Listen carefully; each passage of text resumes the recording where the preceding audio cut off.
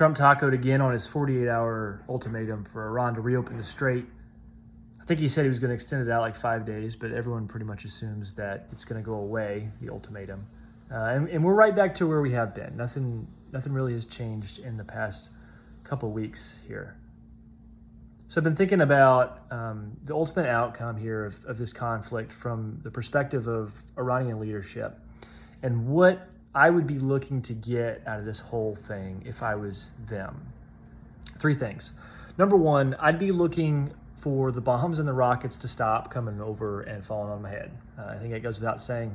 That's just human nature, common sense. Stop falling on my head, stop falling on the head of my population. I need Israel and the United States to stop attacking. Number 2, I'd be looking for the world to in some way acknowledge that I came out ahead in this conflict, that I won the conflict.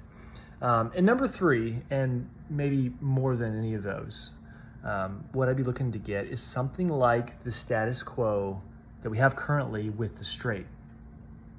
Not that oil isn't flowing and not that ships aren't passing through, but that when they do, they have to pay a toll. They have to pay a substantial toll for passage through the Strait of Hormuz. That's not a bad deal. That would suit me fine. I think that suits Iran's long-term strategic objectives. It allows them to have, a source of revenue, obviously, a way to bypass Western sanctions, some control, some leverage is maintained going forward. You don't give that up. So they would probably be okay with things just staying the way they are now if the bombs were to stop. Who would be okay with that? Well, I think Europe and Asia would be okay with that. They would go along with that deal.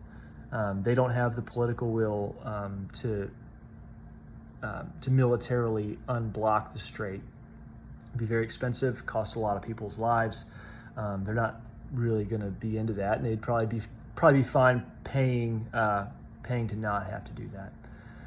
Who else would be okay with that is the United States. The United States, and specifically Donald Trump, would be fine with that because he would be fine with just about anything that means the unlocking of the strait. He could declare victory, and he would, and say we made a great deal, and everything would pretty much go back to normal for the most part. Gas would be a little higher, but who would not be okay with that? And I can really only think of one party in this that would not be okay with that deal, and that's Israel. And they have a say in this, right? They have some influence over Western policymaking, so it's not nothing that they wouldn't like that. I don't know how much control they would have over the outcome or preventing an outcome they're not comfortable with, but some. So something to keep in mind.